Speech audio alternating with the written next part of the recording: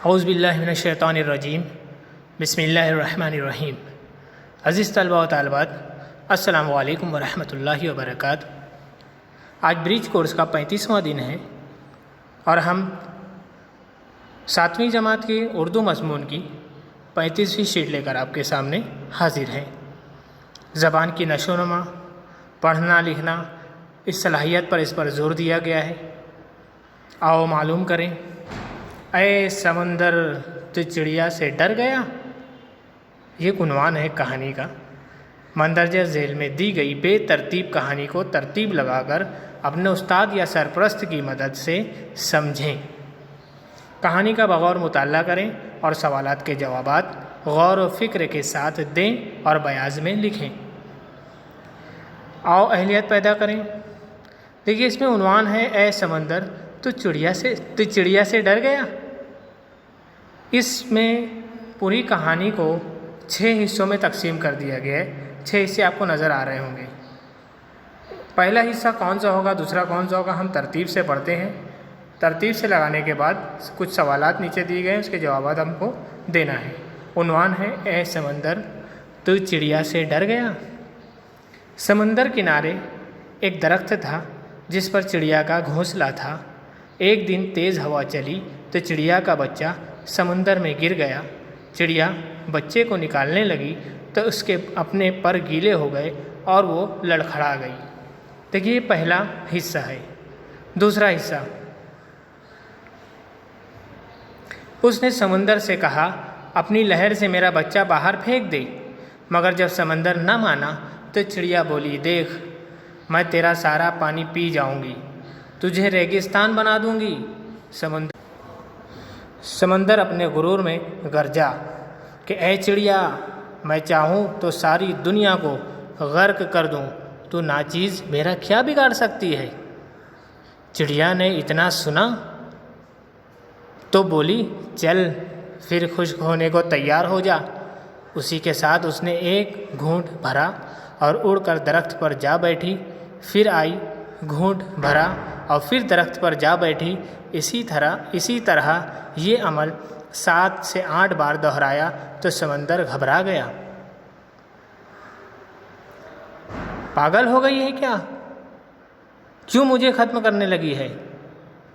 مگر چڑیا اپنی کوشش میں لگی رہی اور یہی عمل دہراتی رہی۔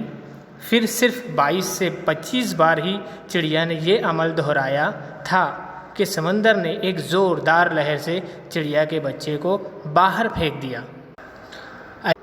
اے طاقت کے بادشاہ، تو ساری دنیا کو لمحے میں غرق کر سکتا ہے، اس ناچیز سی چڑیا سے گھبرا گیا؟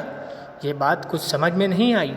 سمندر بولا تو کیا سمجھا میں تجھے ایک پل میں اکھاڑ سکتا ہوں، پوری دنیا کو تباہ کر سکتا ہوں؟ اس ناچیز چڑیا سے ڈروں گا؟ ایسی بات نہیں، میں تو ایک ماں سے ڈرا ہوں،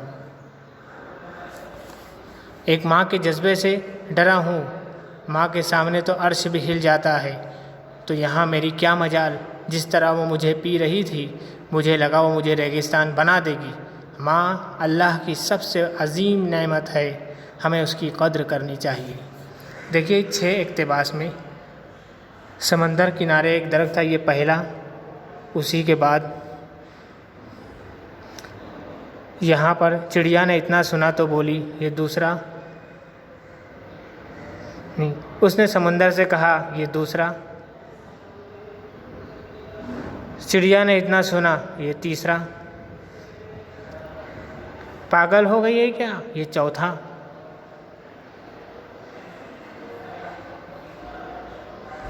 اے طاقت کے بادشاہ، یہ 5واں۔ ایسی بات نہیں ہے، یہ 6ٹھا۔ اس طرح ترتیب دے کر ہم کہانی کو اپنی بیاض میں مکمل طور پر لکھیں گے۔ آؤ مشق کریں۔ کہانی پر منحصر سوالات کے جوابات لکھیں۔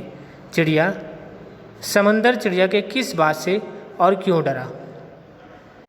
سمندر چڑیا کی اس بات سے ڈر گیا کہ چڑیا نے کہا کہ میں تیرا سارا پانی پی جاؤں گی اور تجھے ریگستان بنا دوں گی۔ چڑیا میں موجود ہمت اور حوصلے کو اپنے الفاظ میں بیان کیجیے۔ چڑیا نے اپنے بچے کو بچانے کے لیے سمندر سے ایک گھونٹ پانی لی اور درخت پر جا پہنچی۔ پھر دوبارہ اس طرح یہ عمل دہراتی رہی 22 سے 25 بار یہ عمل دہرائی۔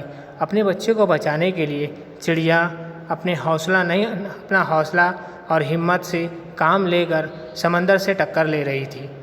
یہ چڑیا کے اندر ایک ہمت والی بات تھی، حوصلے والی بات تھی کہ اپنے بچے کو بچانے کے لیے وہ سمندر جیسے طاقتور چیز سے بھی جنگ کے لیے تیار رہتی ہے۔